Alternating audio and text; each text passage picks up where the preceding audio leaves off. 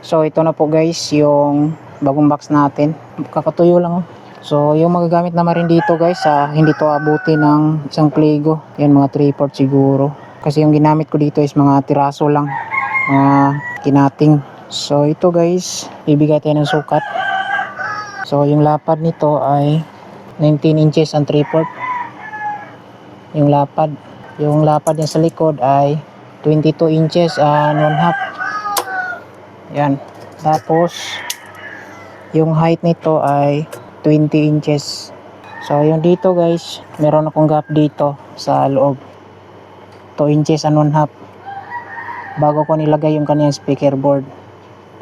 Tapos kada gilid guys, meron tayong cut dyan na 5 inches. Yan, 5 inches. Yung taas din niya 5 inches. Bali naka triangle yung cutting.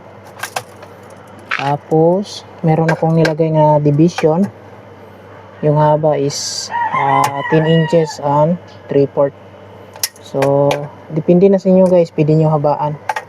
Dito sa loob kasi maliit lang kasi wala na akong tiraso na marin. Pinagkasya ko lang yung mga tiraso na marin dito guys. Yan. Tapos yung butas is signal lang natin guys para may idea kayo. 15 inches yung speaker dito, yung butas ay 14 inches. Yan. Tapos nilagyan natin ng metal plunger sa gitna. Nasa gitna po ito. Yan, squatin nyo lang gitna nito guys, center.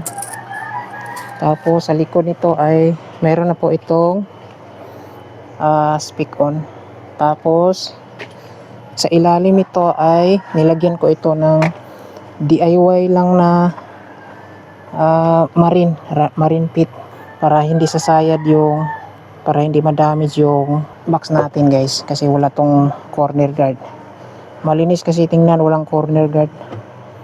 Tapos itutuhog lang natin dito yung ating pinaka full range or biday. Yan. Tapos yung speaker natin dito na ikakabit, ito yung speaker natin na ikakabit guys. Joson Stage 15 po ito. 1000 to 1200 watts. Yan. So kakabit na natin to guys. So itong speaker to almost 3 years na to. Okay pa naman. Gumagana pa. Yung coil nito is pinatibay ko lang yung pandikit. Yan. Tapos dito sa damper niya guys ay dinagdagan ko rin yung pandikit para okay pa din.